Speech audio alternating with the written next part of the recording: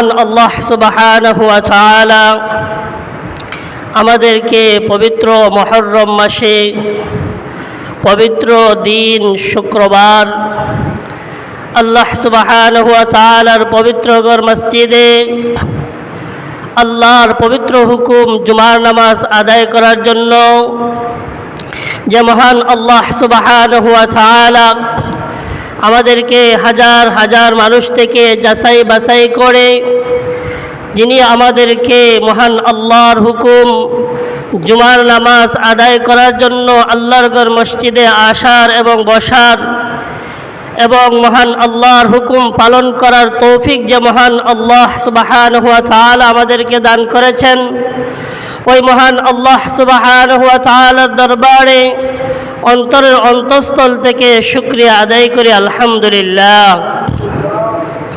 আরও শুকরিয়া জ্ঞাপন করি যে মহান আল্লাহ সুবহানাহু ওয়া তাআলা আমাদেরকে ইমামুল মুরসালিন খাতামান নবিয়্যিন সাইয়্যিদুল আম্বিয়া মুহাম্মদ মুস্তাফা আহমদ মুস্তাফা সাল্লাল্লাহু আলাইহি ওয়াসাল্লামের উম্মত হিসেবে যে মহান আল্লাহ আমাদেরকে এই পৃথিবীর মধ্যে পাঠিয়েছেন, ওই মহান আল্লাহর দরবারে আবারও শুকরিয়া আদায় করি আলহামদুলিল্লাহ। সম্মানিত উপস্থিতি, আমরা মুহররম মাসের তৃতীয় জুমআ আজকে আমরা কারবালা শুহাদায়ে কারবালার ইতিহাস সম্পর্কে ইম্পর্টেন্ট যে কথাগুলি, এই কথাগুলি নিয়ে আমরা আজকে আলোচনা করব ইনশাআল্লাহ। আল্লাহ সুবহানাহু ওয়া তাআলা তিনি তার বান্দা বান্দীদেরকে মেসেজ দিয়েছেন, জানিয়ে দিয়েছেন, ওমা খলাকতুল জিন্না ওয়াল ইনসা ইল্লা লিয়াবুদুন। আল্লাহ আমাদেরকে মেসেজ দিলেন, হে আমার বান্দা বান্দি, আমি মহান আল্লাহ তোমাদেরকে দুনিয়াতে সৃষ্টি করেছি একমাত্র আমি আল্লাহর ইবাদত বন্দিগি করার জন্য, আমি আল্লাহর দাসত্ব করার জন্য, আমি আল্লাহর গোলামি করার জন্য, আমি আল্লাহর একত্ববাদের দাওয়াত দেওয়ার জন্য। কিন্তু মহান আল্লাহ সুবহানাহু ওয়া তাআলা আমাদেরকে বললেন, আল্লাহর গোলামির জন্য পাঠাইলেন, আমাদেরকে বললেন আল্লাহর দাসত্ব করার জন্য পাঠাইলেন, আমাদেরকে বললেন আমরা একত্ববাদের দাওয়াত দেওয়ার জন্য মহান আল্লাহ পাঠাইলেন। আল্লাহ নিজেই পবিত্র কোরআনের মধ্যে বলেন, ওয়াইয ক্বালা রাব্বুকা লিল মালাইকাতি ইন্নী জাইলুন ফিল আরদি খলিফা ক্বালু আতাজআলু ফিহা মান ইউফসিদু ফিহা ওয়া ইয়াসফিকুদ দিমা।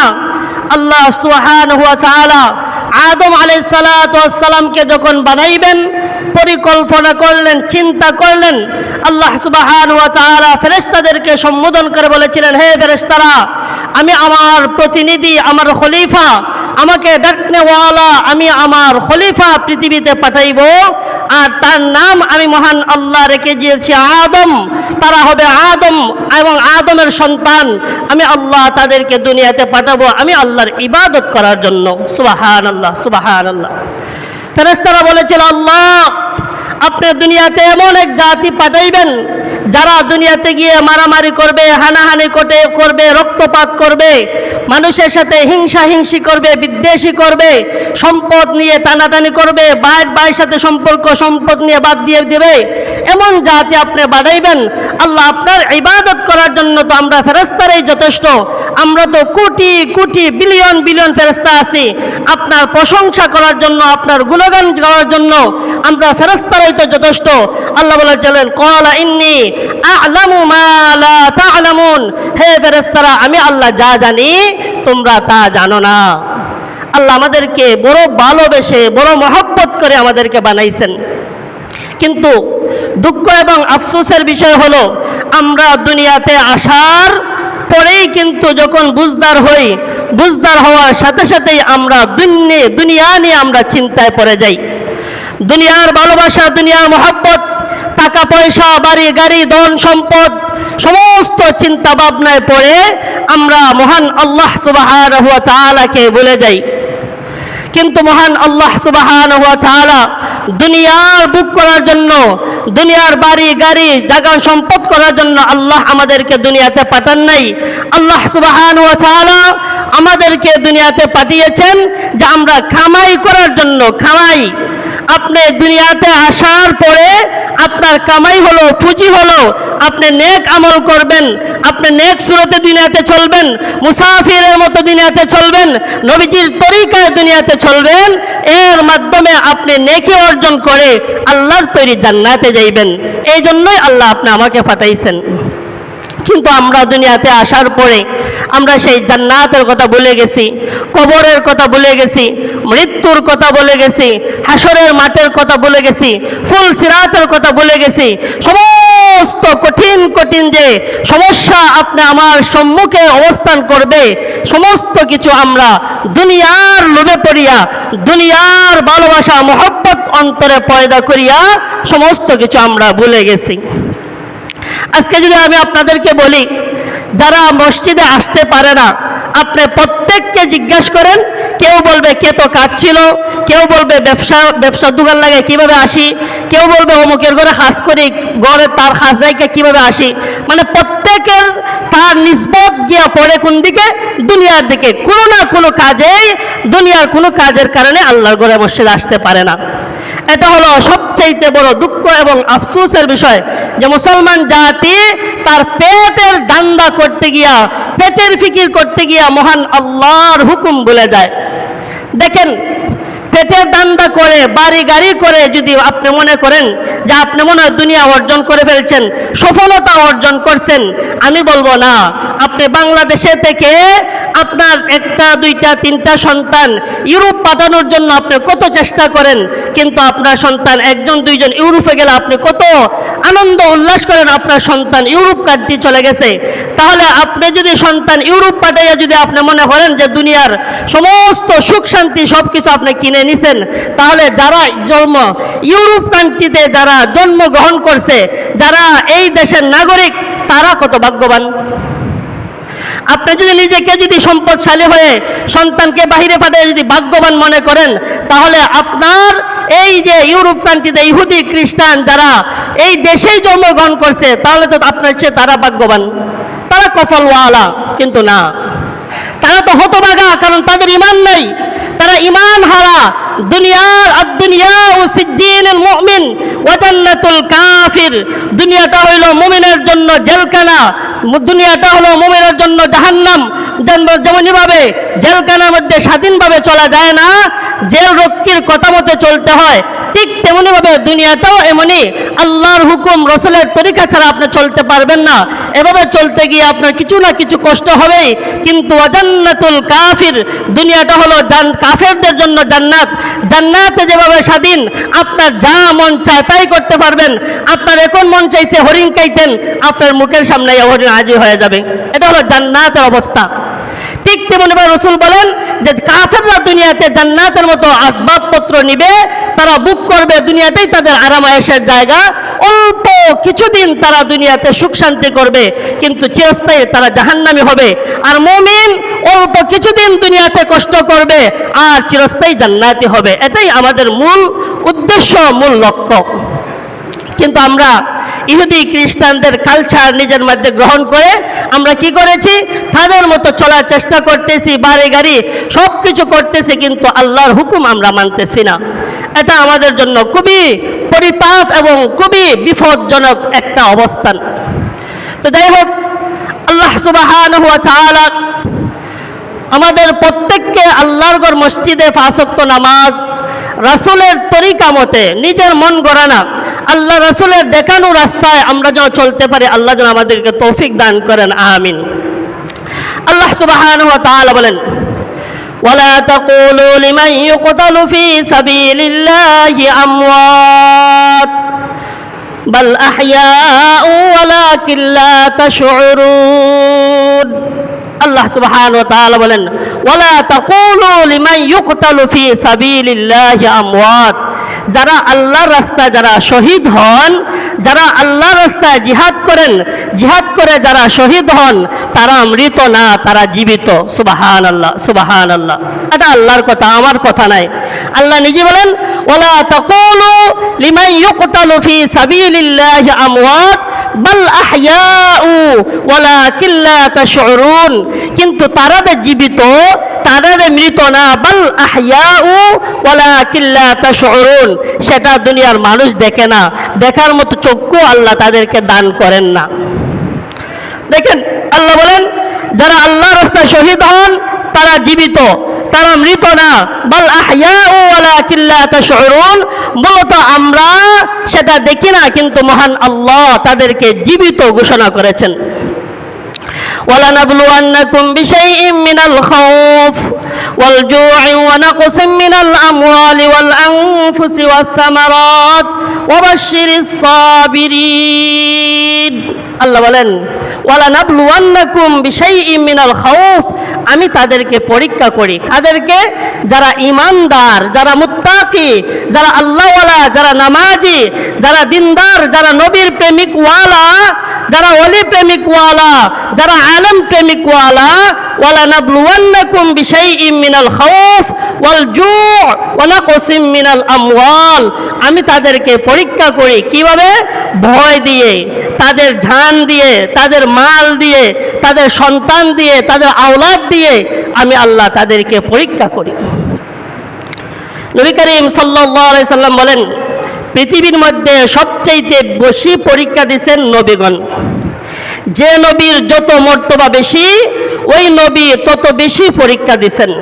যেমন পয়গম্বর ইব্রাহিম আলাইহিস সালাতু ওয়াস সালাম, তিনি জন্ম থেকে নিয়েই কিন্তু তিনি খালি পরীক্ষা আর পরীক্ষা দিয়েছেন। পয়গম্বর মূসা আলাইহিস সালাতু ওয়াস সালাম, তিনি জন্ম থেকে মৃত্যু পর্যন্ত শুধু খালি পরীক্ষা দিয়েছেন। এমনভাবে পয়গম্বর ঈসা আলাইহিস সালাতু ওয়াস সালাম, পয়গম্বর নূহ আলাইহিস সালাতু ওয়াস সালাম, সর্বশেষ আপনি আমার নবী মুহাম্মদ মুস্তাফা আহমদ মুস্তাফা সাল্লাল্লাহু আলাইহি ওয়াসাল্লাম, আপনি আমার নবীও কিন্তু দুনিয়াতে পরীক্ষা দিয়েছেন।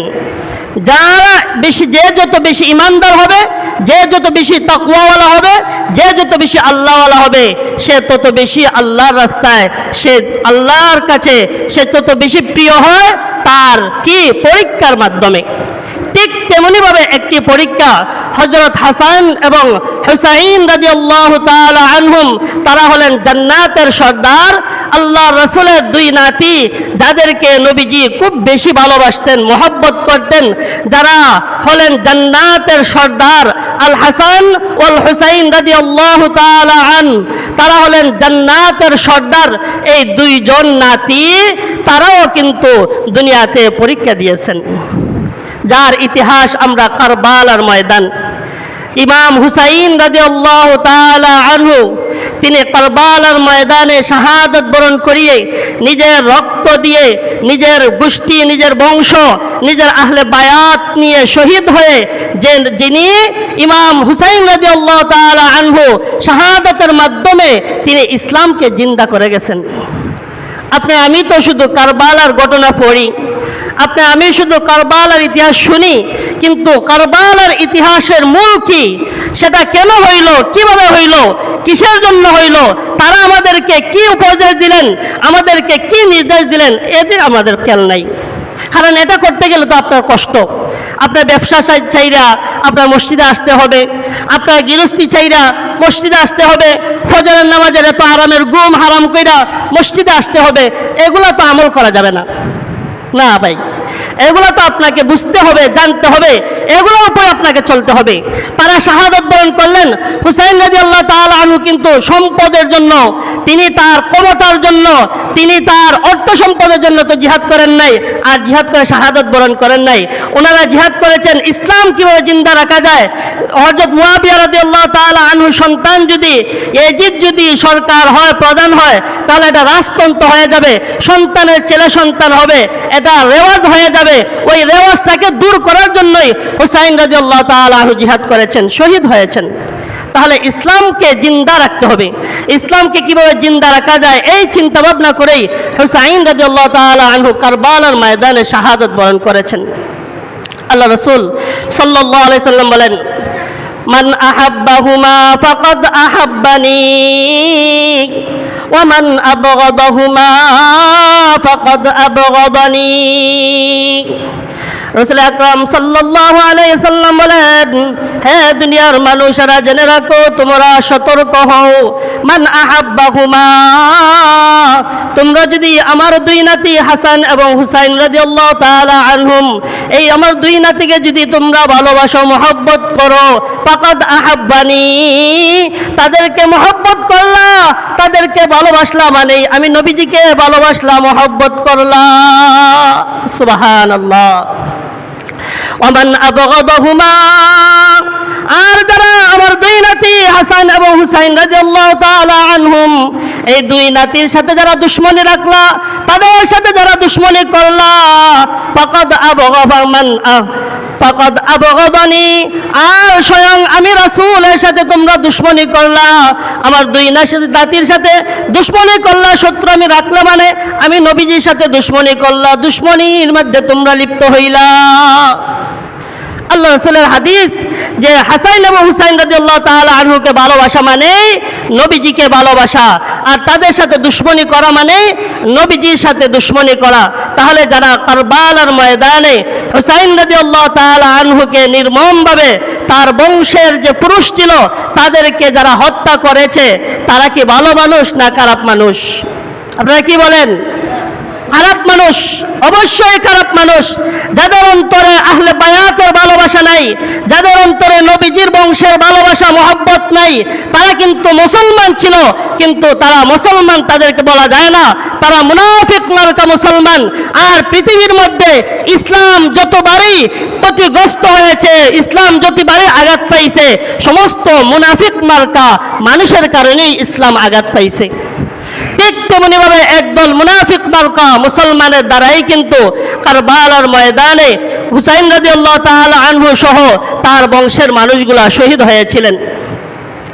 একদল মানুষ আছে, আমরা ইউটিউব অথবা ফেসবুকে দেখি যে ইয়াজিদকে তারা ভালো করতে গিয়া ইয়াজিদকে হযরত বলে, রহমতুল্লাহ আলাই বলে, কেউ বলে 100 রাত নফল নামাজ পড়ছিল, 5 ওয়াক্ত নামাজ পড়ছিল, মানে বিভিন্ন পন্থায় তারা তাকে সম্মানী করতে চায়, ইজ্জত ওয়ালা করতে চায়। না, এটা আমরা সাপোর্ট করি না। কারণ ইয়াজিদ যদি ভালো হইতো, তাহলে ইয়াজিদ যখন শুনেছে যে হুসাইন রাদিয়াল্লাহু তাআলা আনহু তিনি যখন কুফার মধ্যে যাওয়ার জন্য রওনা দিলেন, তখন সে আব্দুল্লাহ বিন জিয়াদ এক পাষণ্ড একজন লোককে সে কি করলো, অন্য এক জায়গা থেকে কুফার গভর্নর বানিয়ে দিল। সে কুফার গভর্নর বানিয়ে দিল। কেন বানাইলো? যে সে ছিল খুবই পাচন্ড, সে ছিল খুবই কঠিন হৃদয়ের অধিকারী, যার দ্বারা হুসাইনকে শাহাদত করা সম্ভব, তাকে সে নিয়োগ দিল। তাহলে তার দোষ ছিল না কোন জায়গায়? অনেকে বলে যে কেন ইয়াজিদ তো সে তো যুদ্ধের ময়দানে ছিল না, সে তো অন্য এক রাষ্ট্রই ছিল, তাহলে তার তো কোনো দোষ নাই। না, অবশ্যই তার দোষ আছে। কারণ তার ক্ষমতা অবস্থায় সে 3টা জঘন্যতম কাজ করছে। এর মধ্যে একটি হলো হুসাইন রাদিয়াল্লাহু তাআলা আনহুকে কারবালার ময়দানে শাহাদত বরণ করিয়েছে। দ্বিতীয়টা হইল তার ক্ষমতা অবস্থায় সে মদিনার হাজার হাজার সাহাবীদেরকে সে তার বাহিনী দিয়ে হত্যা করিয়েছে। মদিনার হাজার হাজার সাহাবীদের স্ত্রীদেরকে অবৈধভাবে গর্ভবতী করেছে। এবং সে কি করেছে, ওই জামানের মধ্যে বড় বড় যারা আলেম ছিল তাদেরকে, যারা তার কথা মানে নাই, তাদেরকে সে হত্যা করেছে। তাহলে সে ভালো হবে কিভাবে? সে তো সবচাইতে নিকৃষ্টতম একটা মানুষ, তাকে আপনি ভালো কেন বলবেন? কেন এমন করেন? এটা তো আলেমরাই বলে, একদল আলেমরাই বলে। কেন ভাই একথা আপনি কেন বলবেন? আপনি একজন আলেম হয়ে আপনি কিভাবে নবী বংশের সাথে দুশ্মনী করেন? আপনি নবীর ভালোবাসা দেখাইতেছেন, মহব্বত দেখাইতেছেন। আল্লাহ রাসূলের হাদিস, মান আহাব্বাহুমা ফাকাদ আহাব্বানি, আমার কলিজার টুকরাদেরকে ভালোবাসা মানে আমাকে ভালোবাসা। এখন আপনি নবীজিকে ভালোবাসেন বলতেছেন, অথচ নবীজির কলিজার টুকরা হাসান এবং হুসাইনকে ভালোবাসেন না। আপনি কিসের প্রেমিক, কিসের ভালোবাসা? এগুলো আমাদেরকে ধোঁকা দিয়ে, এগুলো মানুষ আলেম সেজে আপনি আমাকে ধোঁকা দিতেছে, না, এটা করা যাবে না। আবার আরেক দল আছে, তারা কি করতেছে, অতিরঞ্জিত করিয়া সাহাবীদেরকে গালিগালাজ করে। এটাও গুনার কাজ। কারণ আল্লাহ রাসূলের সাহাবী যারা, যেমন ইমাম হযরত মুয়াবিয়া রাদিয়াল্লাহু তাআলা আনহু, এজিদের যে বাবা মুআবিয়া রাদিয়াল্লাহু তাআলা আনহু উনাকে গালাজ করে, না ভাই এটা বলা যাবে না, নাউজুবিল্লাহ। কারণ আল্লাহ রাসূলের কোনো সাহাবীর কোনো দোষ ছিল না, তাদেরকে গালি দেওয়া যাবে না। আপনি যদি কোনো সাহাবীকে গালি দেন তাহলে আপনার ঈমান থাকবে না। কারণ আল্লাহ রাসূল বলেছেন, আমার এক একটা সাহাবী এক একটা নক্ষত্রের মতো। নক্ষত্র রাজি যেভাবে আকাশের মধ্যে ঝিলমিল করে ঝলমল করে, ঠিক তেমনিভাবে আমার সাহাবী এক একজন সাহাবী এইভাবে নক্ষত্রের মতো উজ্জ্বল। আপনি কোন সাহাবীকে গালি দিতে পারবেন না। এজিদ দোষ করেছে, তাকে দোষী বলেন, তাকে যা ইচ্ছা বলেন, আমাদের কোনো বাধা নেই। কিন্তু এজিদের বাবাকে আপনি একজন সাহাবী, যিনি জলিলুল কদর যে সাহাবী ছিলেন, ওনাকে গালি দিয়ে আপনি গুনাহগার হবেন না।